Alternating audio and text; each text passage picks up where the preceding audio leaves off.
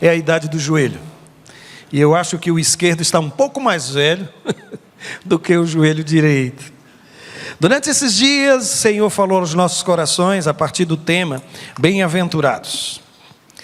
E às vezes a gente pensa que Jesus falou essa palavra, ou proferiu essa palavra, especificamente no Sermão do Monte. Você tem essa impressão?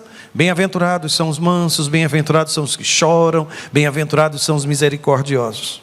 Mas há um outro momento em que Jesus usa esta mesma expressão. E aí está. É o texto de João capítulo 20, versos de 24 a 29.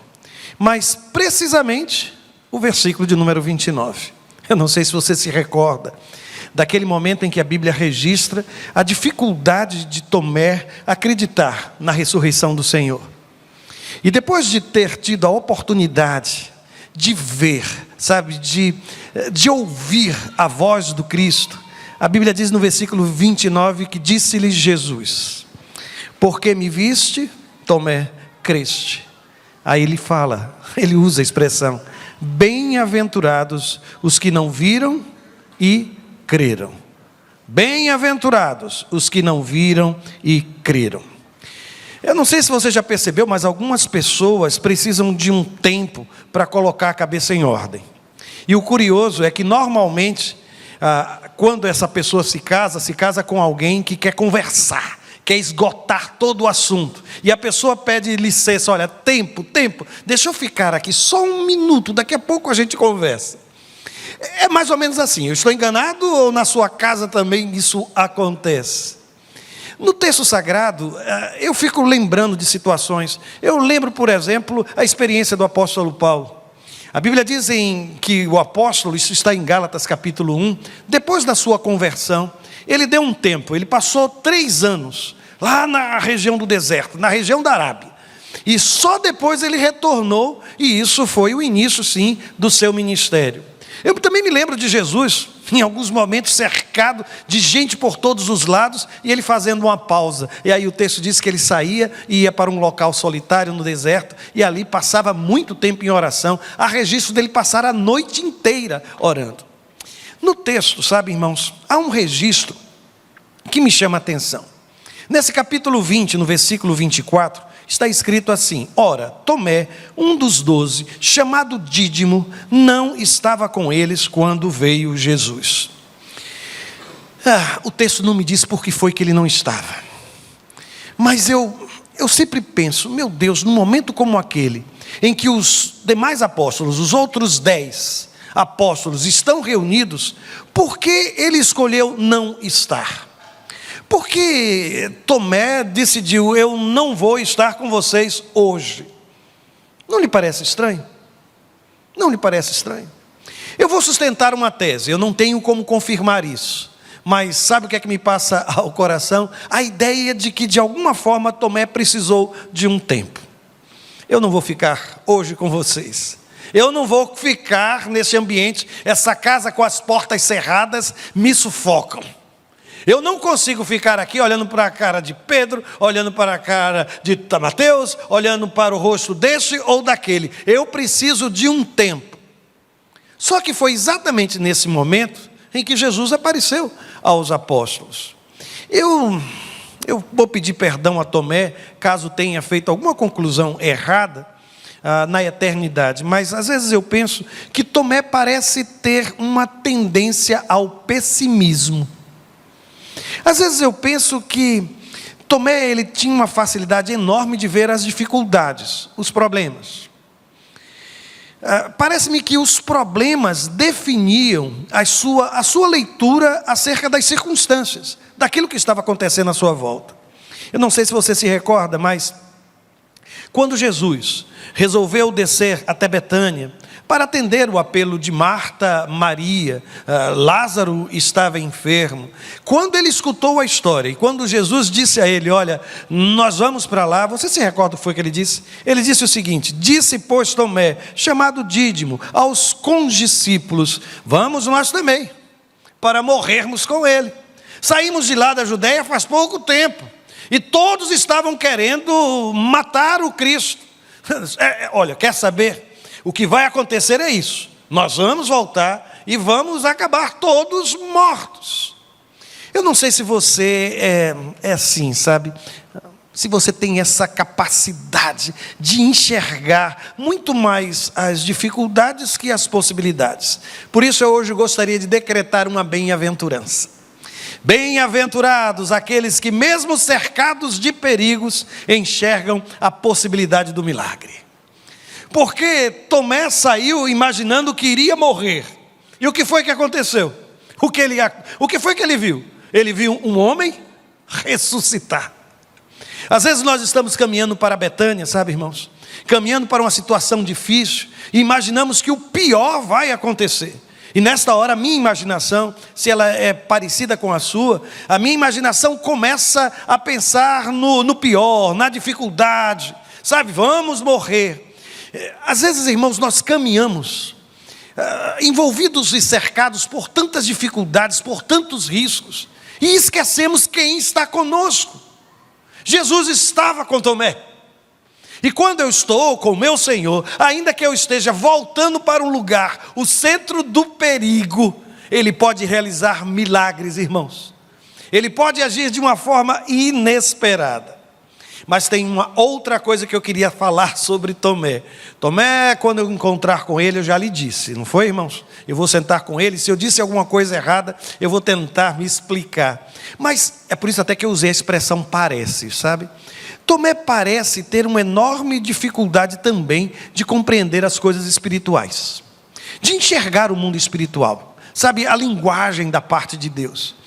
É interessante porque uma das declarações mais preciosas de Jesus, João capítulo 14, versículo 6, quando ele diz, eu sou o que, irmãos? O caminho, a verdade e a vida. Você sabe que isso, Jesus disse essas palavras em resposta a uma indagação, a uma dificuldade revelada por Tomé.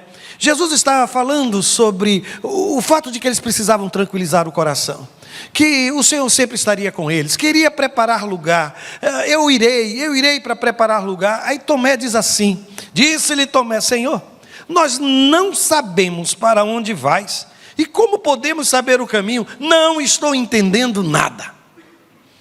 Você já disse isso a Deus? Deus fala ao seu coração e você olha para Deus e diz assim, Senhor, eu não estou entendendo nada, como é que vai ser isso? Me explica, meu Deus, me explica, meu Deus. Às vezes eu percebo, sabem, que a nossa sensibilidade espiritual, ela está cada vez mais sendo reduzida. No mundo marcado pelo pragmatismo, um mundo marcado pela racionalidade, pelo materialismo, a gente não consegue pensar espiritualmente. A gente não consegue enxergar, sabe, que estamos envolvidos pela graça, pela misericórdia de Deus. E aí a minha compreensão, que só sabe somar, subtrair, dividir, multiplicar, não consegue, sabe, enxergar aquilo que Deus está a me dizer. É por isso que hoje eu vim aqui também decretar uma segunda bem-aventurança. Bem-aventurados os que conseguem enxergar e compreender os sinais de Deus, mesmo quando eles não são tão claros. Bem-aventurados. Eu me recordo que quando eu perguntava ao Senhor incessantemente se era da vontade dele mesmo de eu sair lá de Recife, vir para Maceió. Gente, eu tenho que assumir, eu fui muito lento, sabe, nesta percepção. E o curioso é que depois eu conversando com a Cláudia, ela disse, olha, eu já sabia, Deus já havia falado ao meu coração. E aquilo para mim foi angustiante, porque as coisas não batiam. Como é que isso vai acontecer? Por que eu estou saindo do ministério num momento tão... Eu não entendi, irmãos. Eu posso confessar isso, mas pastor também passa por isso. Gente, passa por isso. Os sinais às vezes estão à minha volta. Deus está falando, Deus está sinalizando, e às vezes eu não percebo, você não percebe.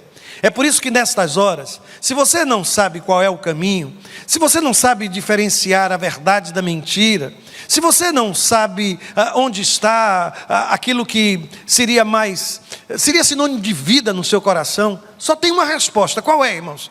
Quem é o caminho? Você está sem saber ainda o que fazer? Por onde ir? Jesus, ele não só aponta um caminho, ele é o caminho. Você está sem saber em o que acreditar. Tem alguém à sua volta, tem propostas, tem contratos para serem assinados. Você quer saber quem é a verdade? A verdade é Jesus, Ele não é só o caminho, Ele é a verdade e ainda diz o texto que Ele é a vida. Por isso eu não sei se você padece desta mesma dificuldade de Tomé. As coisas precisam ser muito claras para você. Deus tem que falar uma vez, 2 vezes, 3 vezes. E a semelhança, quem sabe, do Gideão, você coloca um novelo, tira o novelo, pede sinal, repete o sinal. Posso só dizer uma coisa? Vou dizer. E se eu lhe afirmar que na verdade você sabe, mas o problema é que aquilo que Deus está sinalizando vai de encontro àquilo que é a sua vontade. E aí está a minha maior dificuldade. Mas aí eu continuo a estudar a vida de Tomé. E sabe o que é que eu percebo? É que Tomé parece carregar uma certa desconfiança de relatos de milagres.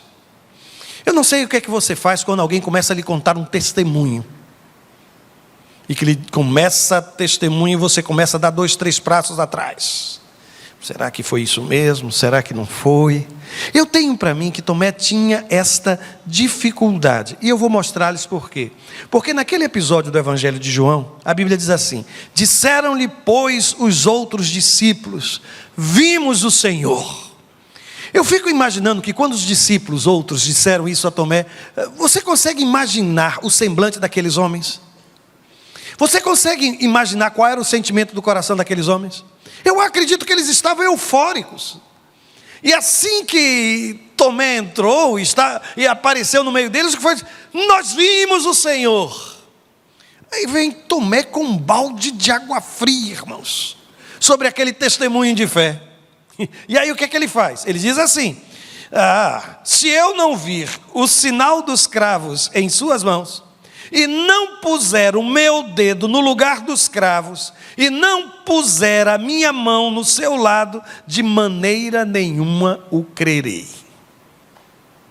Alguém já fez isso com você?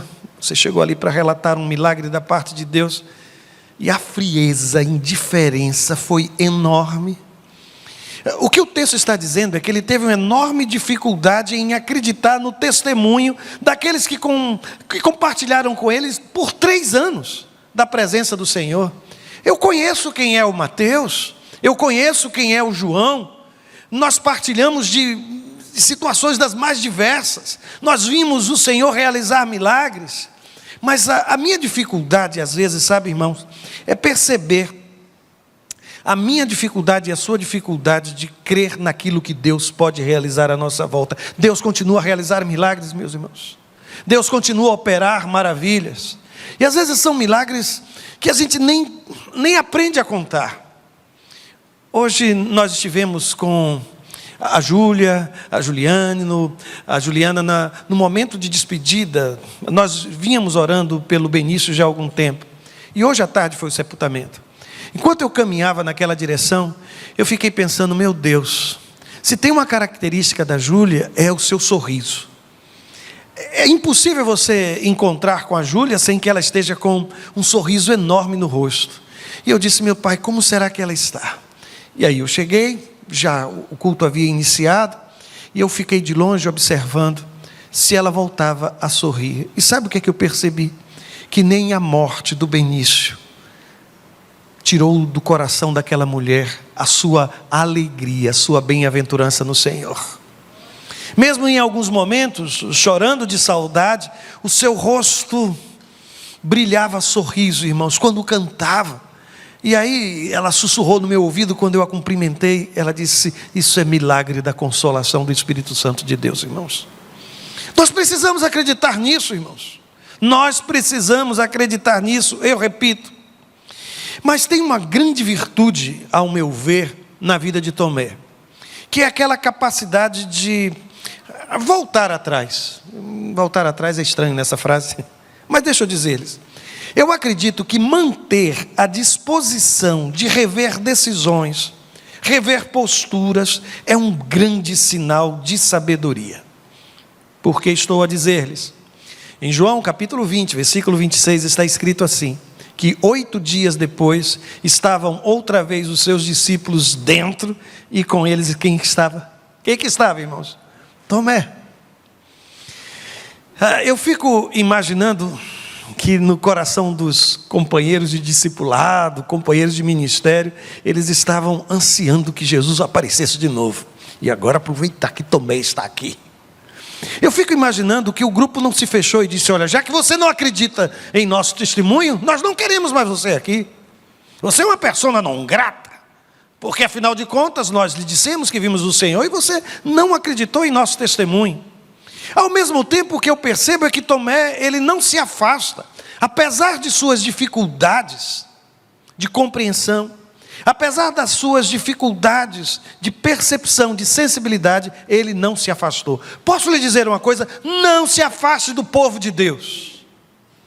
Talvez você ainda tenha muitas dificuldades em acreditar em muitas coisas. Sua cabeça está produzindo indagações. Mas a semelhança de Tomé, esteja aberto a rever posturas, coisas que um dia você afirmou, sabe, declarações que um dia você fez. Nós fomos tão enriquecidos nesses dias, irmãos, tão enriquecidos. E hoje passou como que um trator. Aliás, o trator começou ontem à noite lá no nosso encontro. E aí eu brincava com algumas pessoas e eu dizia: olha, alguém anotou a placa. Porque sabe aquele grupo de homens todos quebrantados. E de vez em quando a gente ouvia de um lado, do outro,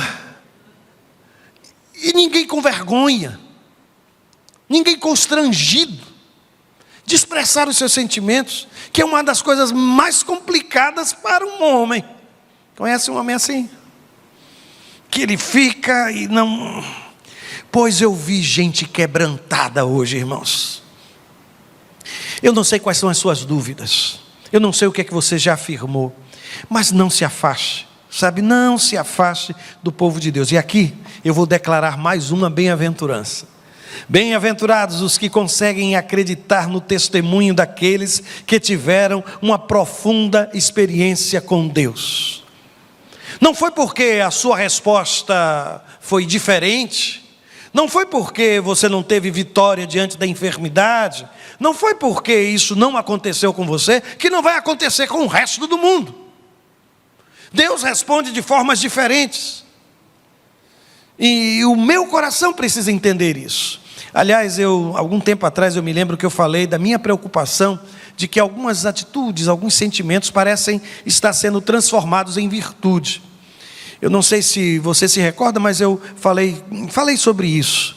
E uma das expressões que eu usei algum tempo atrás foi a palavra ambição. Não sei se você se recorda, mas eu disse que ambição tem se transformado hoje em virtude. Mas esse camarada, ele tem pouco dinheiro. Me parece que ele é a segunda fortuna no mundo, Jeff Bezos. Ele é o CEO lá da Amazon. Ele tem uma declaração bem curiosa. Ele diz assim: olha, se você não for obstinado, sinceramente, obstinado não era algo que a gente evitava, não é? Obstinação, aquela criatura tão obstinada. Aí ele diz: se você não for obstinado, você vai desistir de experiências muito cedo. E se você não for flexível, você vai bater com a cara na parede e não vai ver uma solução diferente para um problema que está tentando resolver. Mas sabem que eu consegui concordar com ele, irmãos? Eu consegui. Sabe, porque às vezes a gente é tão inflexível. Eu disse que não acreditava, só se... Olha, a presunção humana é um negócio tão... A gente coloca condições. Se eu fizer isso, então eu creio. A gente coloca a experiência ou a experimentação como um pressuposto, como uma condição para o exercício da fé. Eu sei que hoje aqui tem gente que costuma dizer: olha, se Deus me responder, se aquela vitória acontecer, se aquele processo eu vencer, se eu passar naquele concurso, então a minha vida será para a glória dele. Enquanto você condicionar aquilo que não pode ser condicionado, a sua entrega, a sua congregação, a sua consagração, ao que quer que seja, eu vou lhe dizer, algumas coisas não vão acontecer na sua vida. Porque Deus não vai, sabe, irmãos, atender os meus caprichos. Sou eu que preciso me submeter à sua vontade soberana. Por isso, aqui eu vejo verdadeiramente uma virtude nesse homem chamado o Tomé. Porque apesar de ter sido tão enfático, ele não desistiu de estar no meio do povo de Deus. E Satanás quer que você se afaste, sabe?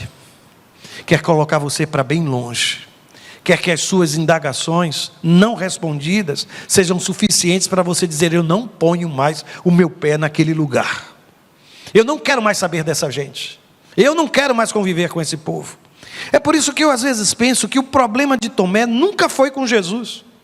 Porque diante do Senhor, quando Jesus fala com ele, eu não sei se você percebe, mas de imediato ele responde assim: Senhor meu e Deus meu. Ele não tinha problemas com Jesus. E eu reconheço que muita gente hoje não tem problemas com Jesus. Não tem problemas com Cristo. Tem problemas com o cristianismo. Não tem problemas com Jesus. Tem problema com os amigos de Jesus, gente. Jesus tem uns amigos, pastor, que eu vou lhes dizer. Jesus tem alguns que, sinceramente, não são pessoas fáceis. O caminho mais curto para a frieza espiritual não é o afastamento do Deus da igreja. É o afastamento da igreja de Deus. É por isso que às vezes a gente conversa com algumas pessoas e diz: eu não estou afastado de Deus. Não estou afastado do Deus da igreja. Eu estou afastado da igreja de Deus. Se você quer passar a eternidade, deixa eu lhe dizer, eu vou também. E nós vamos ser vizinhos. Esse povo que está aqui, e finalmente agora, sabe? Concluído toda a ação de Deus, vai estar lá na presença do Senhor. Isso aqui é gente imperfeita. Meu Deus, eu ficava impressionado quando eu observava a movimentação desses homens lá no acampamento. Eu não sei qual era a idade do menor, o mais novo, 5 anos. E a idade do mais velho? 70 anos. Gente, foi um encontro inclusivo. Nós tínhamos acampantes atípicos conosco. E se você olhasse assim, não ia identificar quem era o mais velho, quem era o mais novo, quem era... Absolutamente. E eu fiquei olhando, meu Deus, isso é o grande mistério da igreja. É quando a gente via um senhor já de idade, sabe? E eu fiquei muito... Eu vou dizer da minha chateação, viu, com a equipe. É que alguns receberam as camisas que não tinham essa bola, irmãos. Jovens, fortes, correndo para lá e para cá, e eu arrastando meu joelho, sabe, irmão? Isso não pode acontecer, isso não pode acontecer. E lá estávamos nós ao redor de uma churrasqueira. Que horas era aquela que a gente... Foi até que horas no sábado, gente? Que horas? 12h30, meia-noite. O karaokê acabou meia-noite. Eu já tinha ido deitar, deu umas 11 e pouco. Eu disse: olha, eu vou deitar, vou me deitar. Mas eu consegui ainda ouvir cantando.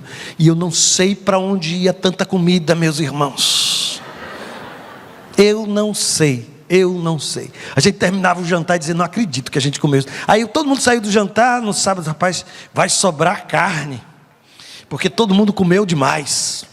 Eu não sei o que foi que aconteceu no intervalo de 2 horas, 3 horas, que havia espaço, irmãos.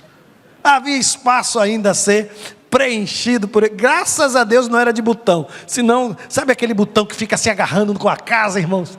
Tentando, sabe, segurar a camisa, isso teria acontecido. Pois bem, gente, deixa eu lhe dizer, nós não somos uma comunidade de gente perfeita, mas a gente pode aprender a viver juntos.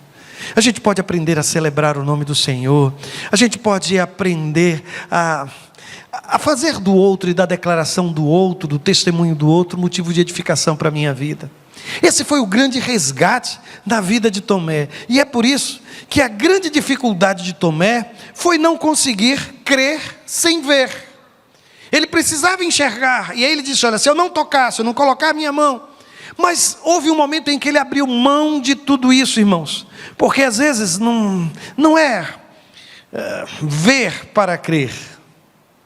Às vezes é crer para então ver, enxergar aquilo que o Senhor tem para a minha vida e para a sua vida. É por isso que Jesus olhou para aquele homem chamado Tomé, e a Bíblia diz assim: disse-lhe Jesus: porque me viste, Tomé, creste? Bem-aventurados os que não viram e creram. Bem-aventurados. Quais são as condições que você tem colocado diante de Deus para quebrantar o seu coração? O que é que você tem colocado como uma certa exigência para finalmente depositar a sua vida nas mãos dele? Eu confesso que tem uma coisa nessa história que me perturba muito. É o fato de o corpo de Jesus ressurreto ainda carregar as marcas da cruz. Porque eu aprendo no Novo Testamento que eu vou receber um novo corpo, um corpo glorificado. Mas o corpo do meu Senhor ainda carrega as marcas da cruz. Isso para mim é muito difícil de entender. Até que eu comecei a pensar, sabe, que talvez haja uma outra forma de enxergar tudo isso. Algumas de nossas experiências com Deus, irmãos, deixam marcas, mas são marcas transitórias, que passam, por algum tempo elas permanecem, mas depois elas desaparecem. Mas outras, elas não são apagadas, permanecem conosco para o resto de nossas vidas. E sabe o que é que me inspira? É quando eu abro o livro de Apocalipse, no capítulo número 5, versículo 6. Aí a Bíblia diz assim: e olhei, e eis que estava no meio do trono, e dos 4 animais viventes, e entre os anciãos um cordeiro. E aí o texto diz: um cordeiro, como havendo sido morto. E tinha 7 pontas, 7 chifres. O chifre é um símbolo para poder. O número 7 é o número da perfeição. O texto está dizendo que aquele cordeiro que tinha marcas que já havia sido morto, ele tinha todo o poder. E aí o texto ainda diz: ele tinha 7 olhos, visão perfeita e plena, irmãos, de tudo e de todos, que são os 7 Espíritos de Deus enviados a toda a terra. Este é o meu Senhor, que traz consigo as marcas dos cravos, para que eu e você, não é para outra razão, é para que eu e você, a gente não pode se esquecer que este Senhor dos senhores, este Rei dos reis, venceu a morte, e hoje se apresenta. Sou eu que não posso esquecer isso, irmãos. As marcas do meu Senhor são para mim sinais de vitória. Sinais de vitória. A cruz, que durante tanto tempo foi símbolo de maldição, agora se tornou para todos nós símbolo de vitória, porque essa cruz está vazia. O meu Senhor ressuscitou. Eu não vi, mas eu creio. Eu não vi, mas eu creio. E aí está a minha felicidade, irmãos, neste cordeiro, como tendo sido morto, mas que tem todo o poder. Ele é onipotente, ele é onisciente. Os 7 olhos apontam nessa direção. Mas eu quero terminar fazendo uma pergunta, somente uma pergunta para você. Onde você pretende estar daqui a exatamente 8 dias? Onde é que você pretende estar? Tomé, 8 dias depois, estava onde, irmãos? Onde foi que Tomé estava? No meio dos discípulos. Eu quero lhe perguntar: onde é que você quer estar nos próximos, daqui a 8 dias? Eu fui chegando hoje, sabe, aí encontrava um outro homem, e eu vou dizer uma coisa: eu senti falta de tanta gente. Gente que eu tinha certeza que ia, não foi. Tinha certeza. Se alguém me falar: vai, aquela vai. Deus separou, sabe, um grupo que durante todo o tempo foi uma expectativa enorme para mim. Onde é que você quer estar daqui a 8 dias? Aí eu vou mais longe. E daqui a 15? E daqui a 21? E daqui a 30? E pelo resto dos seus dias? Eu posso lhe responder? Eu vou responder com um salmo: e habitarei na casa do Senhor por longos dias, 8 dias, 30 dias, ano após ano. É aqui que eu quero habitar, no meio desse povo, sentar ao lado, Hoje aconteceu homem dizer eu te amo nem sempre é fácil, né, gente? Aí eu me lembro que hoje pela manhã alguém chegou lá à frente e disse: olha, eu vim aqui para conhecer vocês, para estar com vocês. E com os olhos cheios de água olhou para todo mundo e fez uma declaração de amor. Eu amo vocês. Homem dizer isso, não é, irmãos? Hein, minha irmã? Quanto tempo faz seu marido não diz eu te amo? 5 minutos, pastor, porque ele acabou de me dizer. Pois bem, é esse amor que Deus quer ver florescer no meio do seu povo. É esta certeza. É por isso que eu vim aqui para lhe perguntar: onde é que você quer estar daqui a 8 dias? Daqui a 8 dias, onde você quer estar? Deus vai estar revelando a sua graça, sabe, irmãos, o tempo todo o tempo no meio do seu povo. Não fique de fora daquilo que Deus está fazendo na sua igreja, na sua comunidade. Não fique de fora daquilo que o Senhor está operando. É tão fácil perceber que a graça do Senhor tem estado conosco, irmãos. Alguém tem dúvida disso? Eu não tenho dúvidas, irmãos. Estou há 25 anos como pastor desta igreja. E eu vejo que esse é um momento de grande colheita. De grande colheita. Grande colheita da parte do Senhor entre nós. Ah, meus irmãos, eu estou tão feliz com tudo que aconteceu, que eu vou até fazer aqui um salto, sabe? A gente não vai cantar Amigo de Deus, não. Deixa eu convidar o Daniel, vem de novo aqui, vem. Sim, você. A gente quer agradecer a Deus agora pela vida dos nossos faroleiros. O curioso é que no meio do grupo, o Laete, onde é que está o Laete? Laete está por aqui com a gente? O Laete pai, ok. Laete pai, você foi faroleiro mesmo, foi? Aonde? Foi lá em Abrolhos, foi isso? Nós temos entre os faroleiros um faroleiro, de verdade. Quanto tempo passou por lá? 1 ano e 8 meses. O que devo fazer? Será que seria interessante a gente chamar todos esses homens para aqui para cima? Proposto e apoiado. Proposto e apoiado. Alguém discute? Não. Então está tudo certo. Os homens que estiveram no acampamento, por favor, venham cá. Aproximem-se. Enquanto eles estão se aproximando, talvez seja interessante a gente já ficar assistindo o vídeo de tudo quanto aconteceu ali.